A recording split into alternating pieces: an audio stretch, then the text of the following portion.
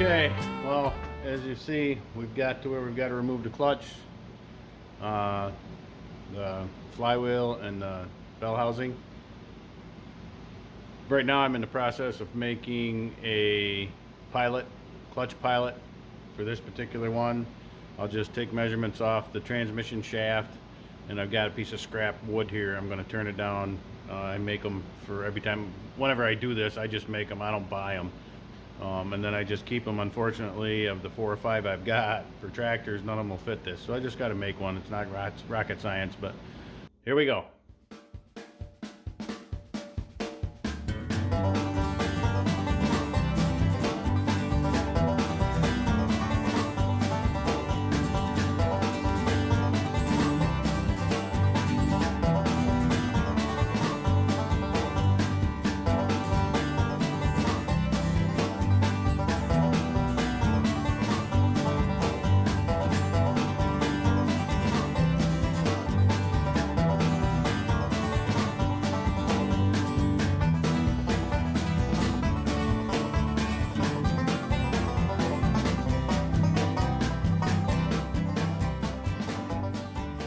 Okay, what I did there is when I measured the shaft coming out of the transmission, I measured the major OD instead of the OD inside the splines. I measured the OD of the outside of the splines, which is never going to fit in there. So that's why you see me go back and forth. That's why I did the test fit. Luckily, stop too big. Can always make it smaller, but I can't make it bigger. So anyway, that was the mistake I made.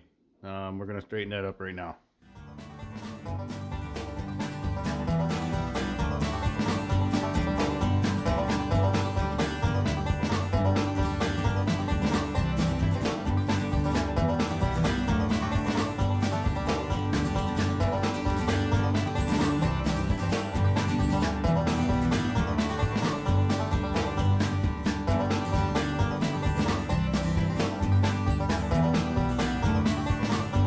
Okay, well, we got the clutch, pressure plate, clutch disc, flywheel out, and I'll be darned if I have any idea how you take that bell housing off without doing what I just did, without taking everything, because there's 2 bolts right here. You can see the head of it right in there. 2 bolts from the inside out that there's no way you can get to them.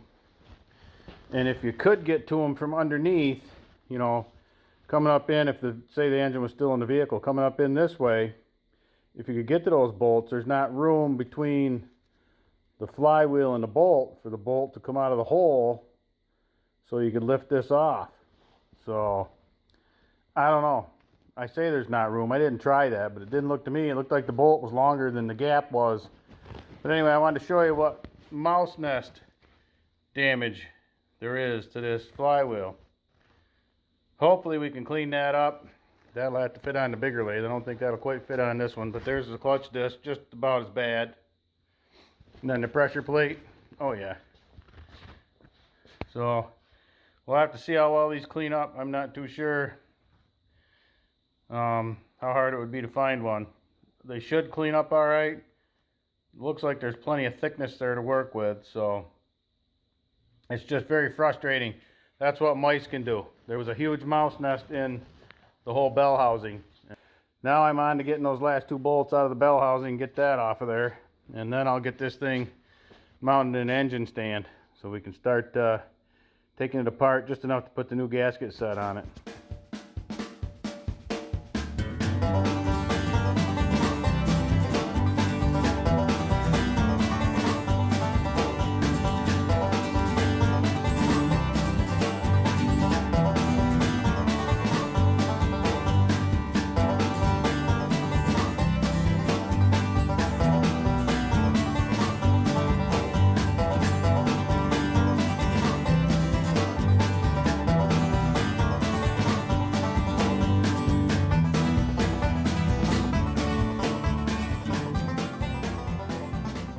This is not horrible, but she's a little rough. This is pretty much just neglect. I don't see anything horrible until you get down to this end. That's just from sitting with old yucky oil in it forever.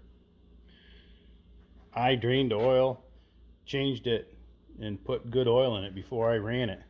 And actually what oil I just drained out of it didn't look that bad either, but this is just crud.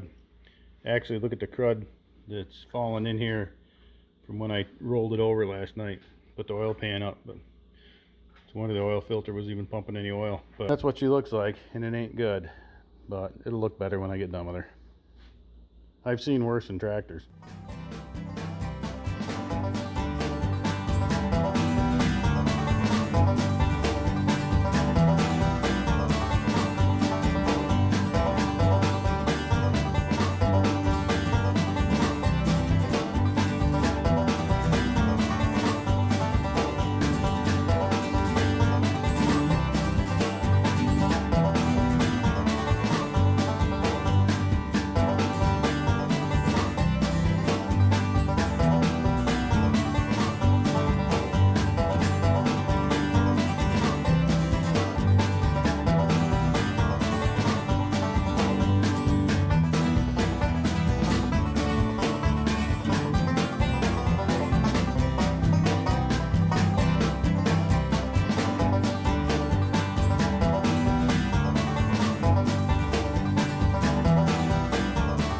Okay, so you see there, we just took the oil pump and the associated lines and strainer, if you will, the sump strainer off it. They're in the parts cleaner soaking. I just took the lock nuts off all the rod connector bolts.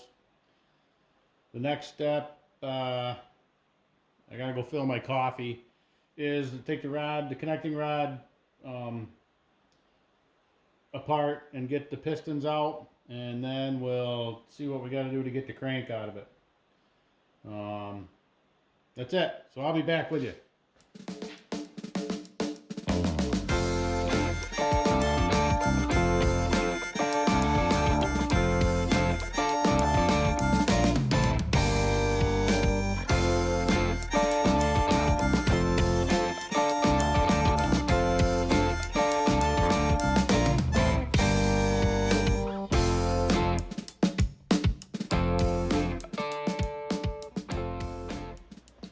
Okay, we're going to remove these lifters from the block and take the crank out.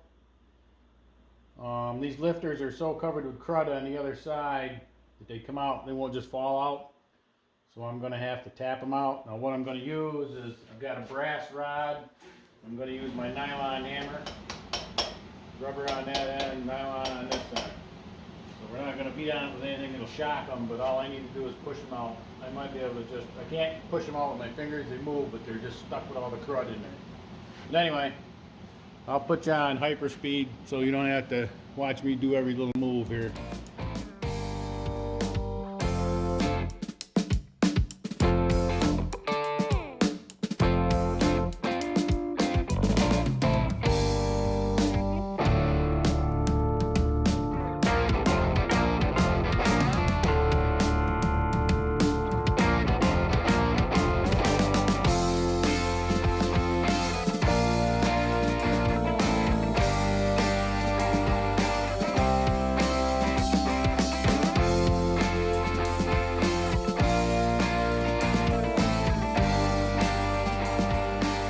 Look at the, I want to look at the book because on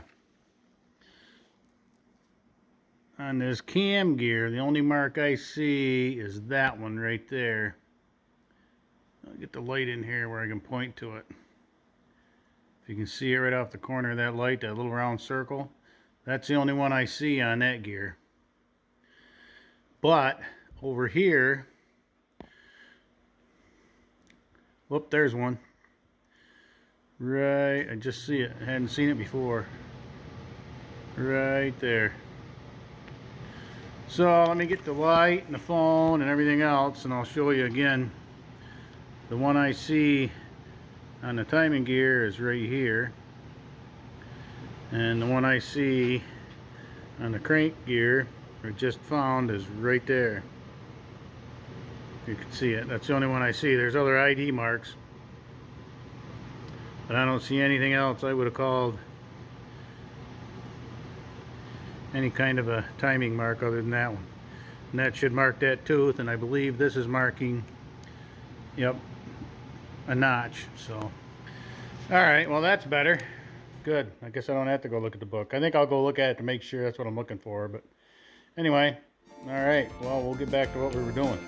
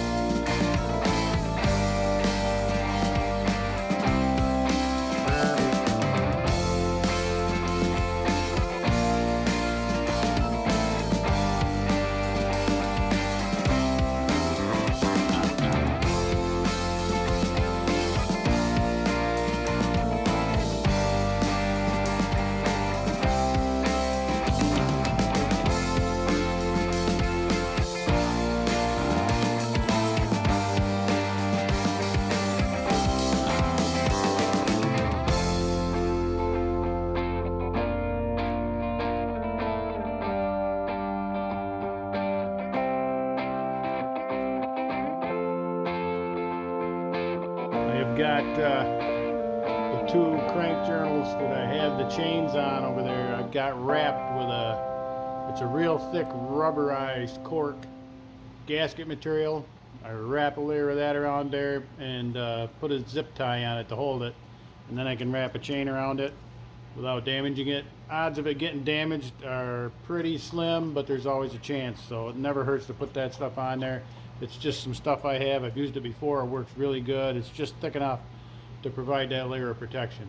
So I do have something between the chains and the crank journals, rod journals on the crank. So I'm going to lift it up, get it spun around, get it started, and then I'll have to come over and move the camera for you, and we'll get it in the lathe.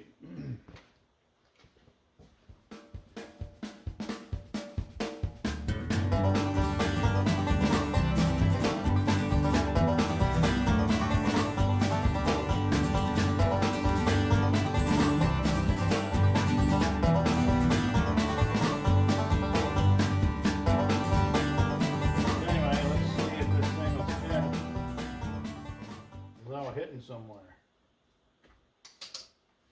Yep, the only thing that's clicking is these two zip ties. They're coming off anyway. Good deal.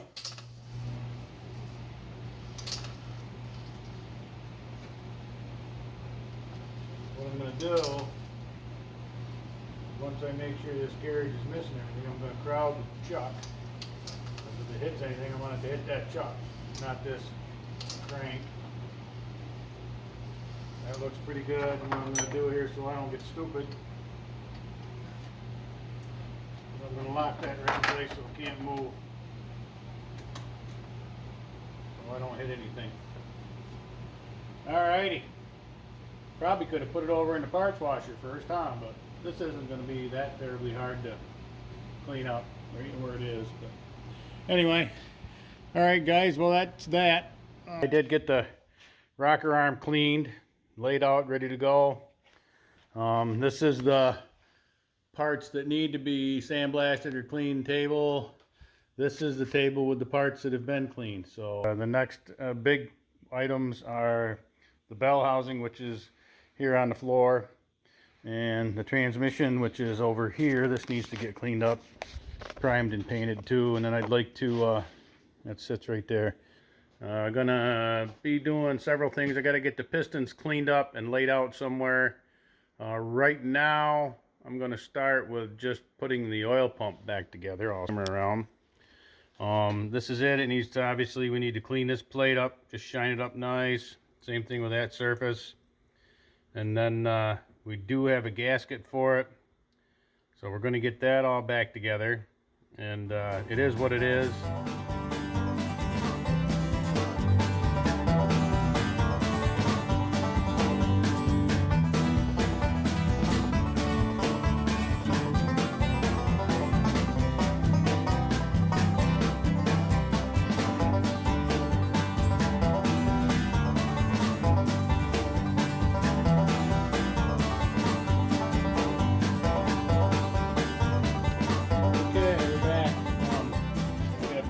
And spring cleaned up.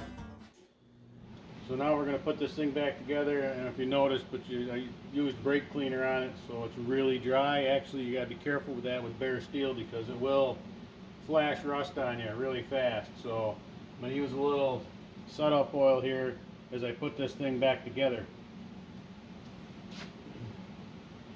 just to stop that flash rust from happening. And then what I'm going to do is I'm going to bag it up so I can set it somewhere without it getting dusty, dirty, all crap, crud, etc., etc.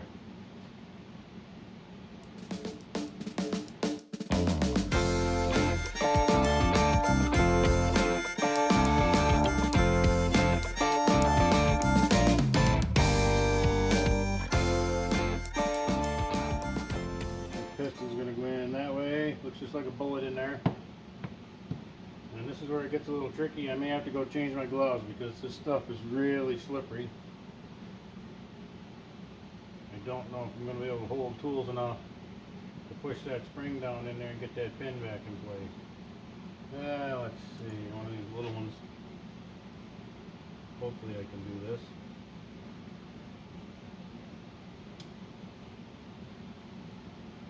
About a four-hand operation. May have to use a bigger one to start with. Looks that way. Something I can keep that spring under control with.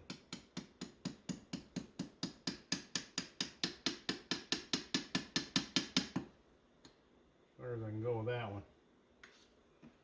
Now I gotta see if I can hold the other half of that spring. I probably should have made something with a notch in it.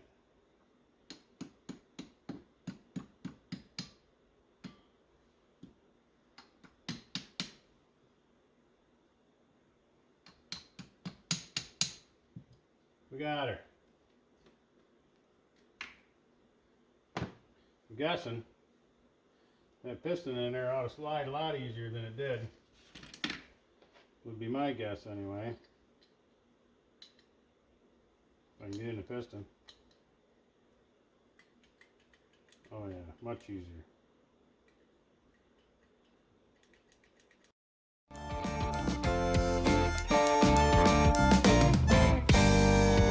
I'll brush the rest of this down with just some regular motor oil, just to put a coat on it, like I said, to prevent that flash rust. And then I'll also put some inside and run a little through the pump, right along with this setup oil.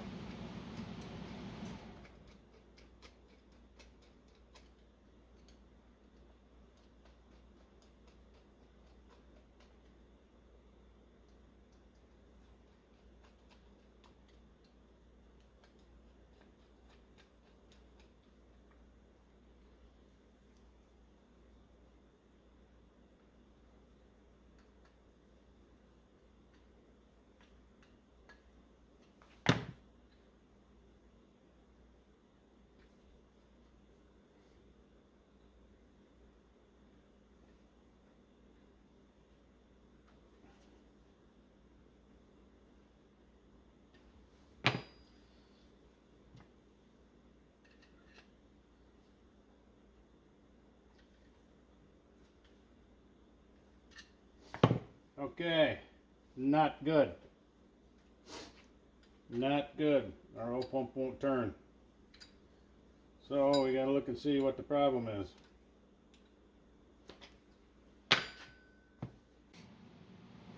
Okay, back to the oil pump. Had to check something out, but actually what I think I found the problem was, and I haven't put it back together and tried it yet, is I think I had the gasket on here backwards, if you will. Because if you look, you have an obvious port access in this gasket, so it has to go this way. In other words, it won't go this way, right?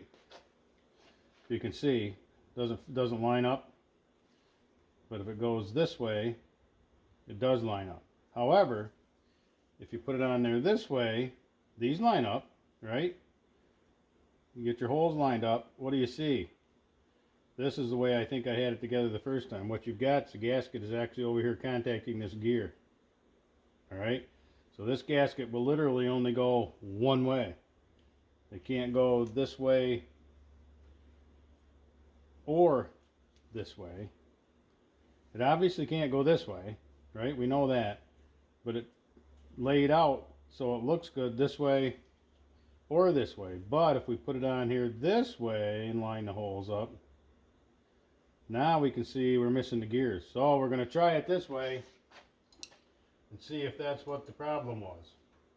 Because I know I did have, if you noticed, we did have a little difficulty lining up the holes for the gasket. It wasn't impossible, but we had a little bit of difficulty getting them to line up. We're doing it this way, they're right there. There's no messing around. And I don't know if you noticed it or not, but the last time there was a little more gasket sticking out. I forget exactly where. I'd have to go back and look at the video, but I'm pretty confident we found the problem. If not, the next step would be to get into, I don't have another gasket in the gasket kit, that's what I went to go check, would be get a little thicker gasket. You have to be careful because you obviously want to maintain your tolerances. I'm not checking the tolerances on this. It's really not that big a deal. It doesn't look wore, the gears aren't gouged, there's not huge scratches in anything. Everything looks pretty good.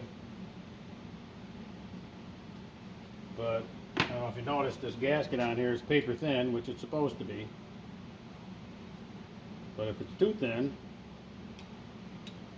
which it shouldn't be, well, let's see what happens now. There we go. That was it. That gasket was out of place. So there's your oil pump redone. Just wanted to give you a quick, I think I've got some pictures, but give you a quick, this is one side of it. This is the side the lifters are on. But this is the area where the lifters sit. Lifters and push rods. Lifters sit in those holes. Push rods go up through those holes. But anyway, that's, I did splash some solvent on there and then I realized I wanted to take a before picture. I think I got a video of me scraping the really thick stuff out of here. And then this has been cleaned a little bit. And this is, without inspection, about done. So anyway, there's some contrast to before and after what the inside of the block looked like. I just just scraped the head real quick and flushed out the holes and ran a tap down in all the head bolt holes. Ran an old junk drill bit. I don't want it really cutting anything. I just want it to clean the holes out in some of these water passage holes. I just found a drill bit that just fits that size and ran them down in there. And a couple of these, this one and one on this one, were plugged almost solid. So I've really got to do some work on the water jacket. I don't have a dip tank. This is just a tote that I put a plastic bag in to catch most of the cleaning solvent instead of going on the garage floor.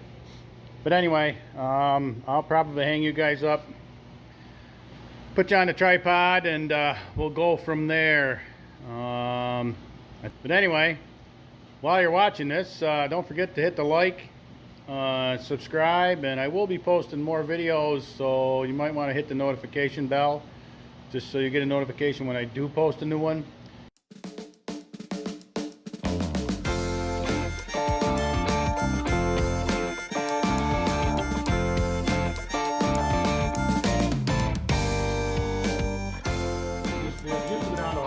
Store and buy plastic gauge. For those of you who don't know, let me see if I can find some.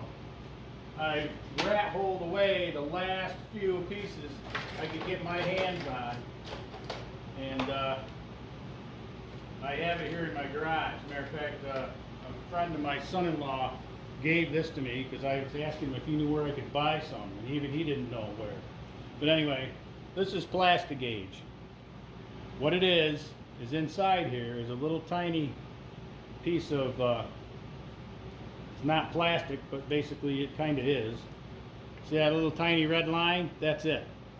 And what you do is you put that in between your bearing and the bearing surface. In other words, in a crank, you install your crank, put a piece of this in there and put your bearing in, and you torque it to specs.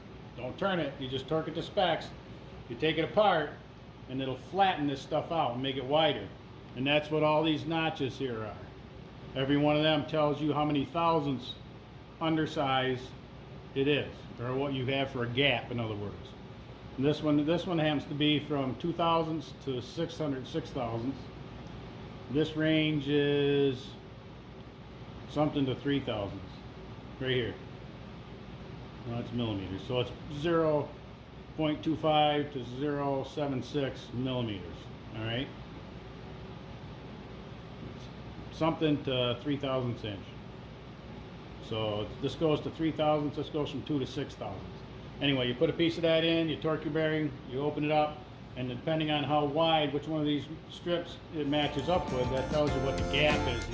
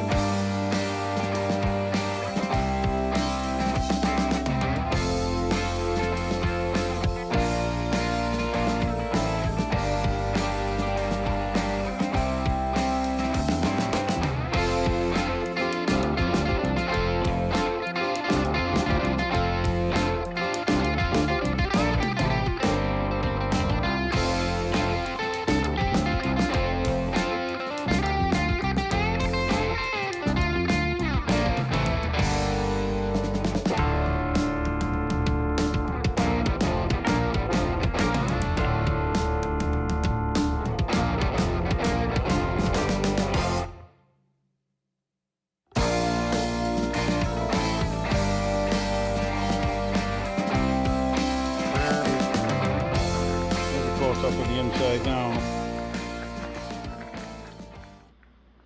A lot better. I'll have to be careful now because it will want to flash rust after that. Matter of fact, you can see some, nothing major, it's just a surface rust, but it will flash rust after you use that brake clean because there's no oil on it at all. But anyway, she doesn't look bad. Anyway, I'm not showing you what I'm looking at. I gotta pay attention to where I'm pointing the camera. My major issue next is this bump right here is the main oil passage. Alright? The oil pump sits right here, and this is where your oil distributor goes. It's a little bypass spring that sends oil to different parts. This is oil that I can't remember where that goes. It might have been a port for an oil filter. I'm not sure. That one and that one.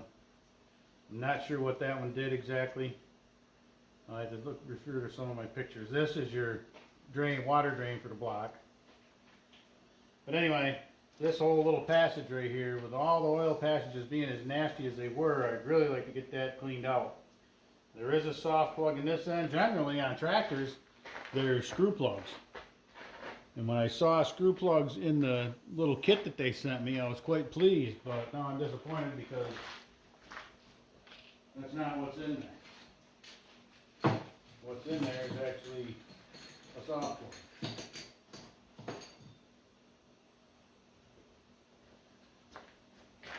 This is what's actually in there. A little soft plug. Freeze plug, soft plug. It just drives in. Then this is a screw plug that generally tractors have in them. I would much rather see this in each end, but just because they're easier to take out and put back in.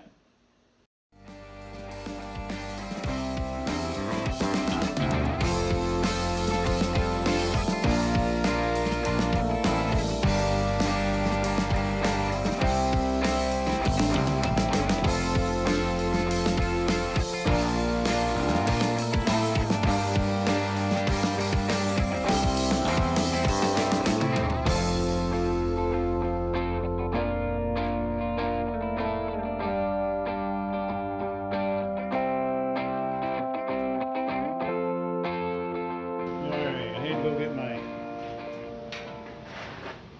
custom extension here, arrows extension.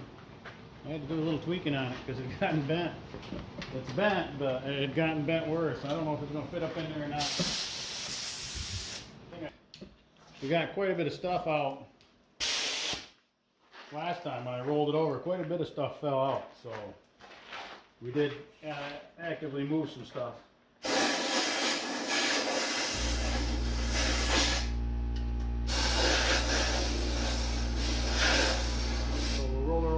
Time, shoot all those holes again,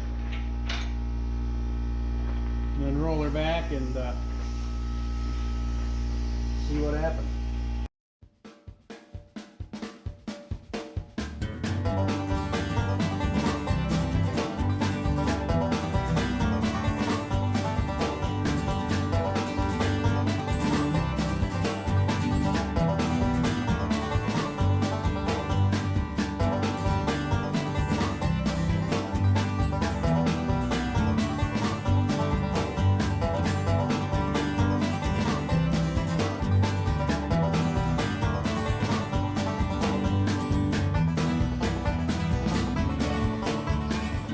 Unplug you, take you for a little walk here, and we'll show you inside each end of this thing where I just pulled those out.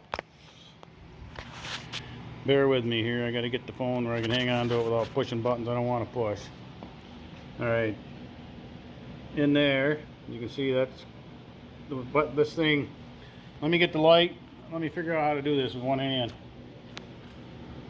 Okay, that's a cylinder. And that's a cylinder. That's a gap between it. This is the water jacket, if you will. This is all surrounded by water. So, same thing in here. There's a crack between the two cylinders. There's a cylinder there and a cylinder there. This is your sealing compound. It was on the inside of that one freeze plug, soft plug. And then we'll go down here and look at this end.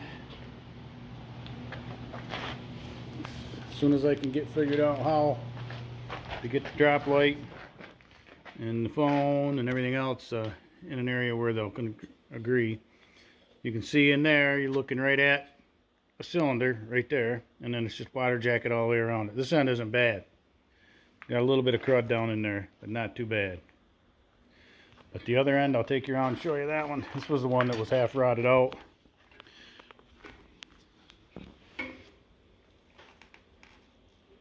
That's what that one looks like in there. That's the cylinder, my finger in there. Where am I?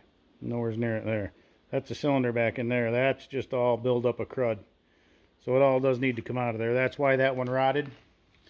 Because normally it would just be exposed to coolant and water, which your coolant is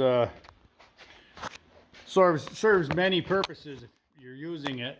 It's an antifreeze, it's a coolant, and it's also a corrosion inhibitor.